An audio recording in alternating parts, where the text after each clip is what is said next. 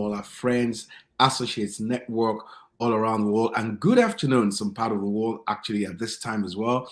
For those who are in the Caribbean, in under the EST time as well. Good afternoon to you all our friends in Africa. Good afternoon, good evening to you as well. And welcome to another session of Etoile Europe Leadership Conversation. And we welcome you especially. I want to use this time to also just celebrate this platform as over the week, and I think the directors and all our coordinators were letting me know that our subscription has actually got to the first barrier of 100 people who have subscribed. I really want to appreciate those people who have already subscribed. Thank you so much for your consistency, for joining us week on to week and being part of this great conversation as well. Thank you so much. And for all who are joining tonight and all the people you're invited tonight, we want you also to subscribe and click on the notification bell as well and be part of this journey with us as we journey along on discussing the issue of leadership around the world. It's a conversation that every one of us need to be part of as well. As we said earlier in the year, we said leadership determines everything. Everything, the quality of our lives, the quality of our nations, our communities, our family, is determined by the quality of the leadership that is innate as well. And that is why we're back again every Monday night, 9 p.m. UK time. And we continue our conversation on leadership in Africa. By the way, we started this as a special edition, for the leadership election and activity going on, especially in the country of Nigeria, West Africa. And we're using it as a template to actually address the leadership issue in Africa. The Secretary of State of the United States said this. He said, look, the elections in Nigeria is not just about Nigeria, but it's about all of us. It's about the world. Nigeria is one of the most populous countries in the world. Nigeria alone has over 200 million people with giftings, talents, resources, all kinds of resources, all over the place. And so it's a major player with oil and gold and whatever you call it. So it's a major player in the global market. So everybody's eyes is on what is going on there. But also, we use this to also look at what is going on all around our world, all around from East Africa to West Africa to Southern Africa. We see all the different things going on there, and we can see where leadership plays a major, major part. And that is why tonight as well, I've got a fantastic guest. You know him very well. He's one of our ambassadors, and especially, on the subject of leadership as well. He's an author. He's a coach, he's a leadership coach, he's a trainer, and his passion is around, building leaders, mentoring as well, and he has a passion for Africa as well. Please join me again to welcome Ambassador Yemi Akeshuaju. Thank you so much. Thank you so Ambassador Yemi, please say something to the viewers today. Thank you so much, Your Excellency. It's always a pleasure and a privilege to be with you. And to all our audience worldwide, thank you, thank you, thank you. I always say that the greatest gift you can give anyone really is the gift of your time. Wow. And so the fact that, you have chosen to invest your time with us is such a privilege that we don't take for granted. And we're certainly hoping that as you invest that time, you will get a worthy return on that investment of time. Through the ideas and insights that we share with you, hopefully they will trigger or stimulate something in your own thinking that will help propel you forward, even in those leadership conversations you're having within your own context. And tonight, I'm looking forward to our conversation. As you rightly pointed out, Nigeria is a phenomenal country with tremendous potential. Yes. And I think that when you look at the way our world is right now, we're really on the cusp of a major transformation. And if our leaders in Nigeria can get it right, I think we are in a tremendous position to leapfrog many other challenges that we've had in the past to enter into a new dimension of world leadership, really, as a nation. That's right. So I'm excited about what we'll be discussing tonight. Thank you so much. Thank you. So that's a profound statement about time. You remember many years back, Dr. Miles would say, your life is measured in time. hours, in days, in weeks, in months as well. So anytime they say happy birthday, hey, don't jubilate too much. Just check out, what did I do with that? What did I do? Waste it. Did Absolutely. I waste it? Everybody might be having the jollof fries, but you're thinking, this 40 years, what is inside it as Yep, well? So you better indeed. have some impact. That's just by the way, anyway. Now, Ambassador Yemi, my today our focus, as we decided, is on decision making. And why decision making?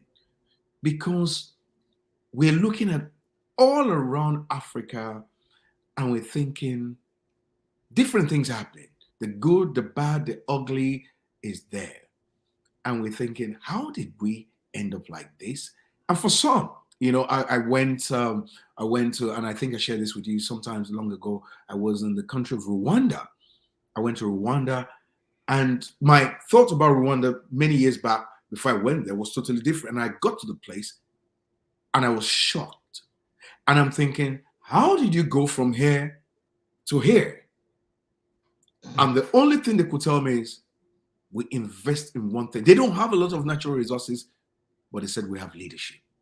And that made sense to me. The same picture I'm getting also when you go to the UAE. I said, how did you go from this mud, this dust, and to all this light? And they said, the key thing we invest in there is leadership. Then leadership must be doing something. And we found out that leadership, are decision makers. There are not so many of them, but they make decisions that affect destinies of nations, of people, of organizations, of institutions, of countries. They do things today that would, and if you don't think about it very well, I don't know where we're going to end up. And this is what I want you to, okay, let's have a conversation around this. And I really want to encourage all our friends, our network associates who are joining in tonight as well, to please also share with us your thoughts and put in some comments on online as well. And we'll also look at it on what is this thing, because whatever, Dr. Miles, oh my, okay, let me leave Dr. Miles for now. Okay. With Dr. Miles, you always have to look at the terms, define the terms, understand the term, because if you don't understand the term, you can't even use it. And I think sometimes leaders get into positions of leadership, or we do things that we don't even understand. So of course we're going to have a bad experience with it. So what actually is this making?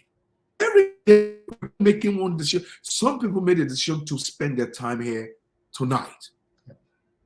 So what is this thing that is called decision making? So that at least a few of us can start, repenting, around it.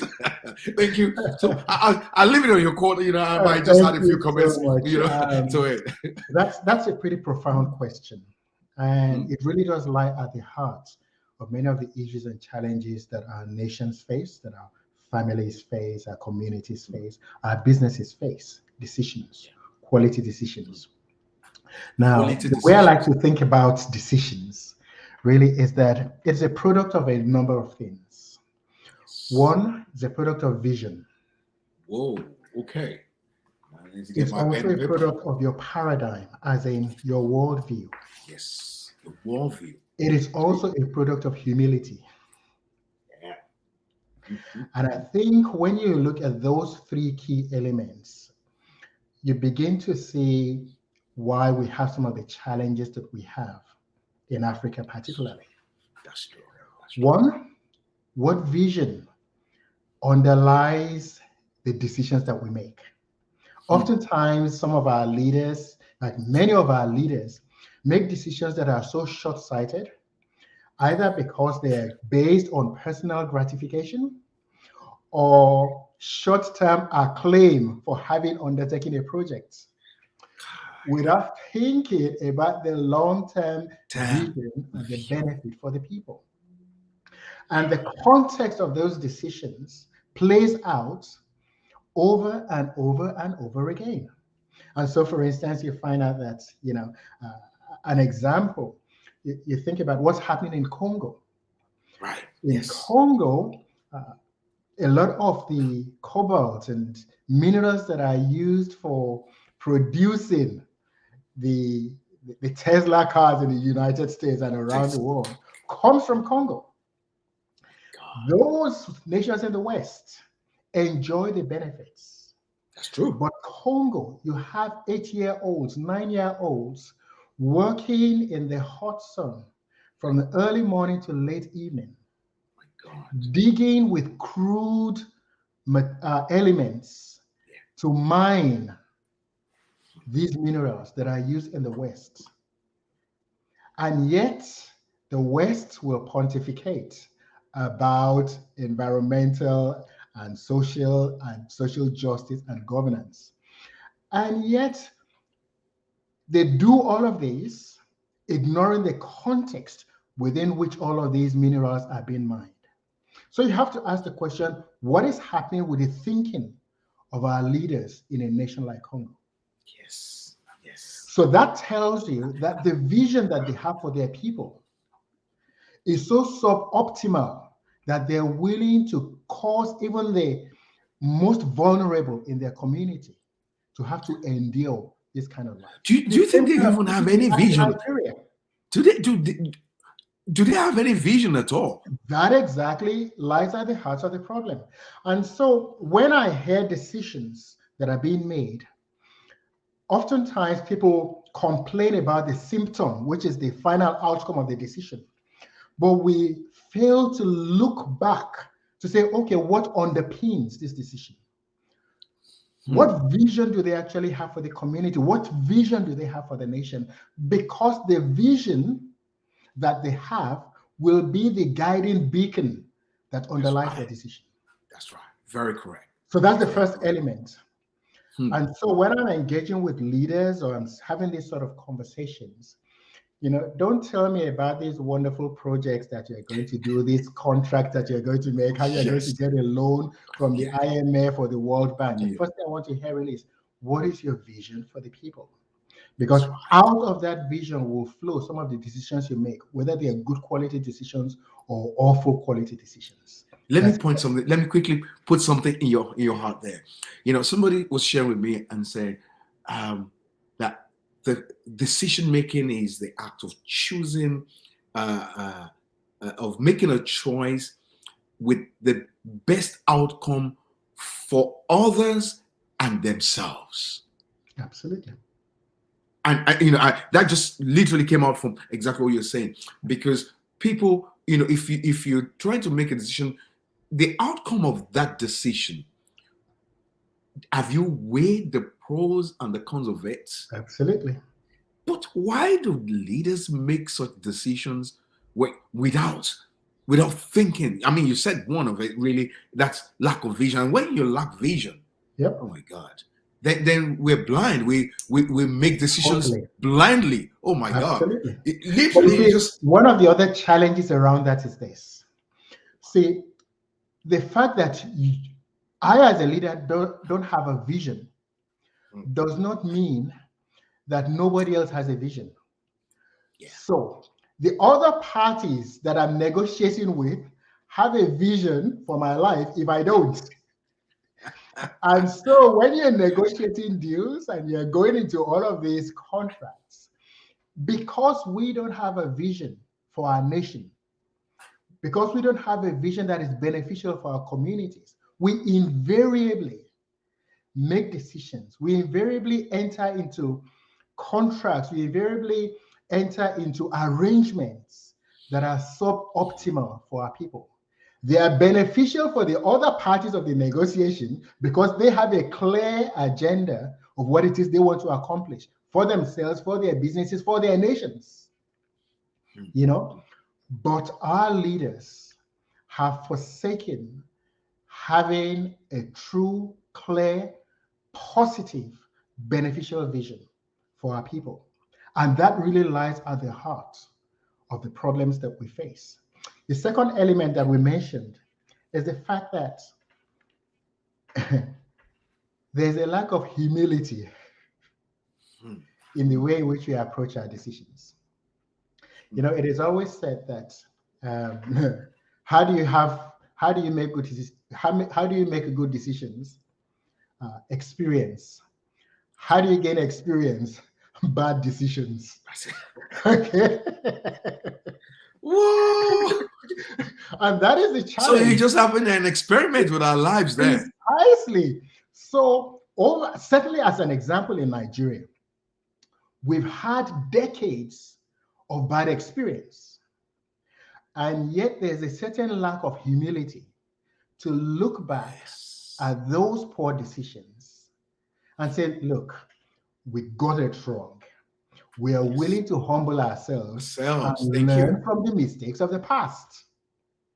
So we need And humble leaders who are willing to learn from the mistakes of the past. Some of our leaders are not even checking out the mistakes of the past. They just keep on making their own mistakes. Absolutely. They don't study. They don't read history. And if they read history, it's like maybe it's just a storybook and they just dump it, And this takes me to really thoughts.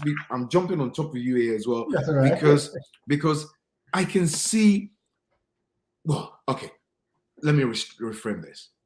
Looking all from north to south, east to west.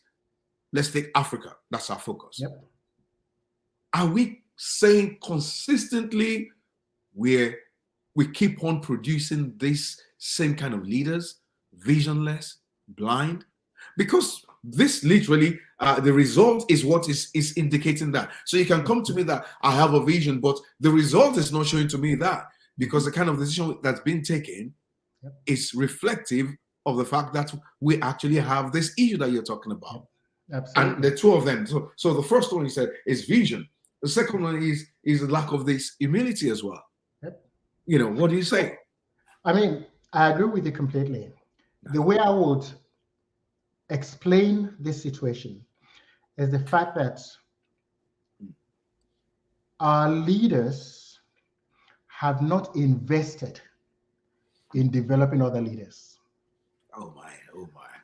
And because we have not invested in developing other leaders, the collective pool from which we are drawing leaders for the present and the future is just as dysfunctional as the poor quality of leaders that we've endured in the past. And that, in a way, is why I feel that conversations like these are essential. And people and organizations like ITWLA are essential for where we're at right now. Because we really need to embrace this mandate of developing new breed of quality leaders that will have a new paradigm. I mean, one of the third elements that I mentioned earlier was the paradigm from which we approach leadership, a new way of thinking.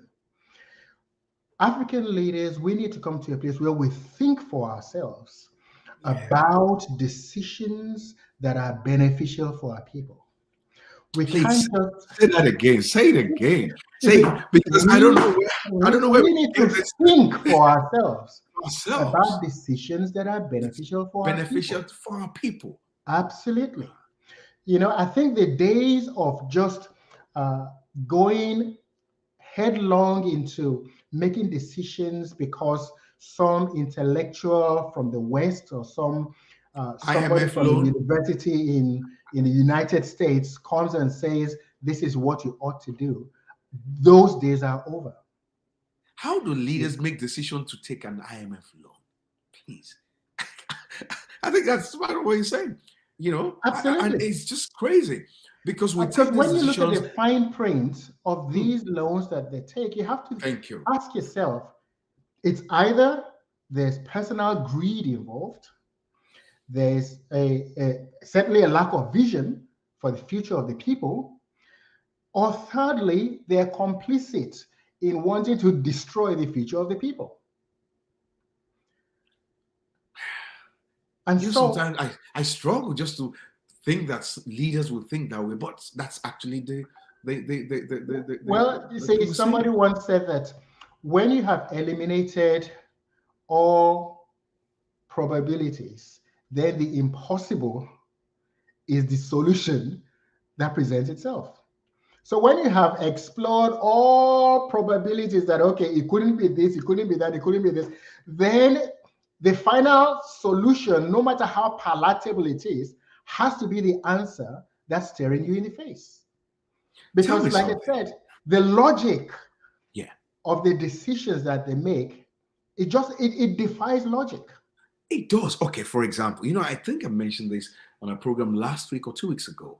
I said, how can a nation, for example, in Zimbabwe, we had this confusion that started out, and this is now another country fighting another one over the deposit of lithium that is owned by Zimbabwe that's been sold out for some silly money to another country, and the other country sold it to another one, and those two were having all these issues right there in Zimbabwe. Yep. Knowing fully well now we're in a world whereby everything is going electric, and lithium Absolutely. is part of the foundation of the resources to building that. How do you do that? In Nigeria, for example, we sell out all our cocoa products and we make no chocolates. Indeed. How do you get?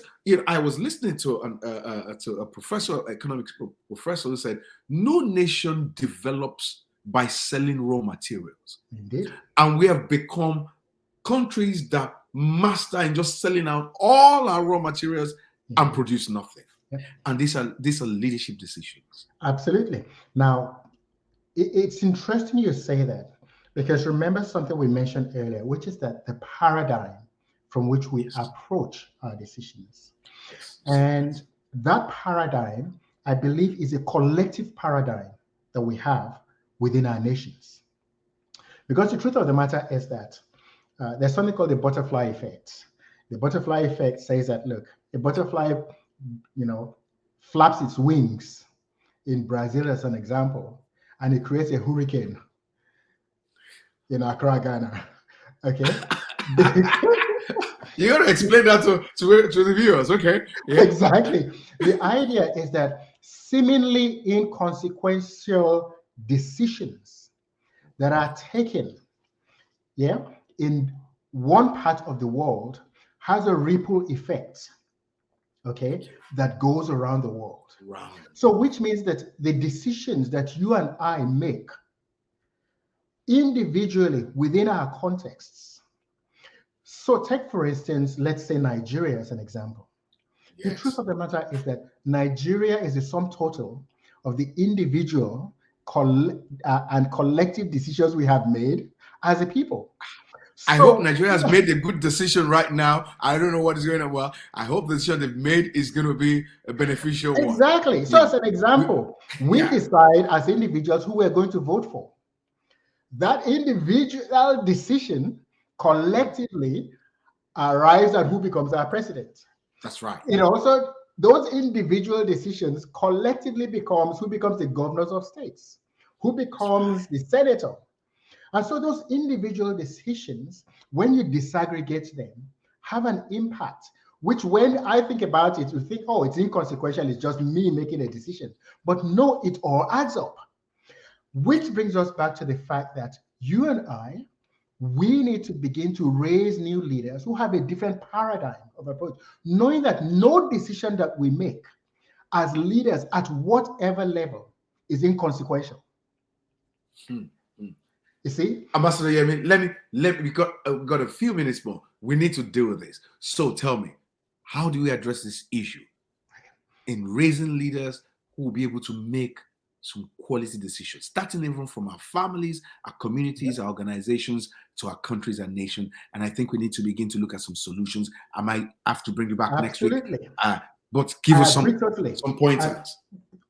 Couple of things. One, we need to engage more with our young people. Help them change their paradigm. Because the truth of the matter is this: transformation begins with conversations. So we need to be having these high impact conversations with our young people at various levels. And we cannot afford the luxury of thinking that our young people are too young to have these conversations. And I know in the UK, you go to primary schools, secondary schools, now some of the materials that they teach them in primary schools, secondary schools, are such that you would never have thought those kind of materials would be taught in primary schools. So if they That's can true. have those kind of conversations with them in primary schools, we better get our skates on and begin to have leadership conversations with pupils in our primary school, pupils in our secondary school, people in our universities. We need to embrace the philosophy of saturating the conversations in our cities, in our nations, with leadership conversations that raise the quality of thinking. Because the quality of thinking that we bring to play in the lives of our children, in the lives of the young people, it is said that the curriculum of today becomes the government policy of tomorrow. That's right. Thank you. See? So if we're having conversations with our young people right now, high impact conversations that helps reorientate their thinking, I believe that we begin to change the quality of pool from which we draw leaders for today and tomorrow.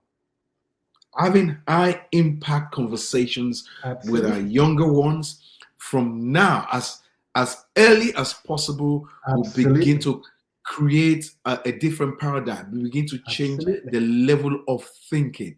My Yep. God, that is a deep work. That is work for everyone, every family, every Absolutely agree. father, every mother, because it won't just suddenly change. Nope. It won't just. We need to go back right to the root. And Absolutely. this is work. This is serious work, because I'm telling you, I don't see a whole lot of our leadership space suddenly changing if we don't go back right to the foundation. And Yeah.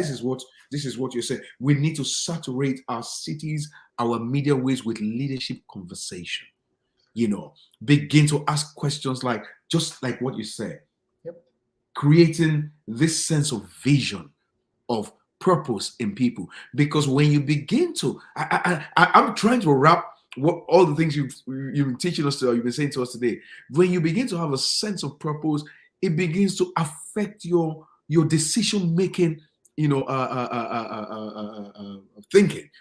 Because you say, this is why I'm doing this. This is what I want to do. So in order for me to do this, I will have to do this. So you make a decision. I want to go to medical school. So therefore, I will have to read medical books, move around with medical students, Absolutely. think, Absolutely. do things that will keep me in that place. Vision determines your options. Vision determines your alternatives. Vision determines your choices. Your Vision determines choices, your my decision. God. Vision determines your choices. Vision determines your decision. Let me read a comment there. Our education curriculum in Africa needs to be tinkered. Wait, we study to pass oh my God, and not to solve. We study to pass exam and not solve problems. Say something in that on that 60 I seconds. love that comment. But let me just build on that and say that we don't need to tinker with it. We need to obliterate it and rebuild it completely.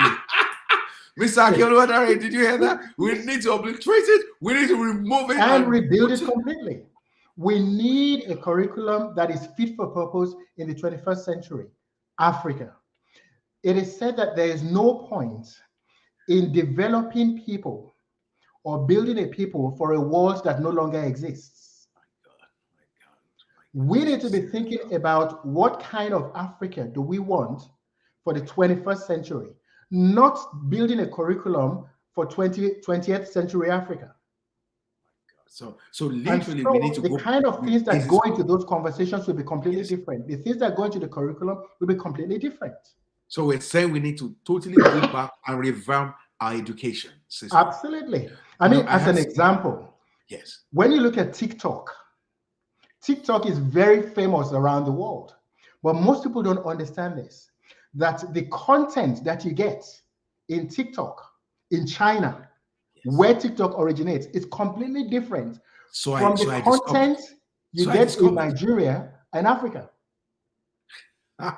So I discovered that Absolutely. different standard for us and different standard for them. Absolutely. And so you look at TikTok in Nigeria, it's all about dancing, it's all about BB Niger, it's about entertainment.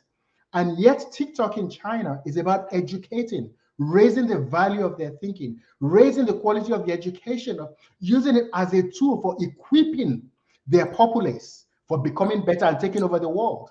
Ambassador Yemi, I'm going to pause you here today because of our time, but I want you to say that statement again that you said before, that African leaders need to begin to think think for us, think for ourselves, solution for Absolutely. ourselves. Yeah, repeat it again, please. Say it Well, again African as a leaders closing statement. we need to think for ourselves.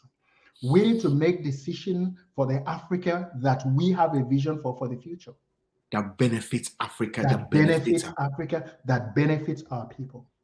I think that's just the closing statement for tonight, of friends and associates and all the people who are going to watch this podcast later. We need African leaders who will begin to think, envision for Africa that we want in order to make quality decisions. We're going to pause here tonight, and I think this is much deeper than what we told, and we're going to continue from here next week, Monday, same channel, same time, 9 p.m. UK time. And I want to say a big thank you to all associates, all the people that logged in today, and all the people that are going to watch this broadcast. You have a role in this. The decisions you make as well, the decisions we make collectively as well, decides what happens to our continent. Etoile, Europe, is the one bringing this to you again. Let me show you a few things about what Etoile is about.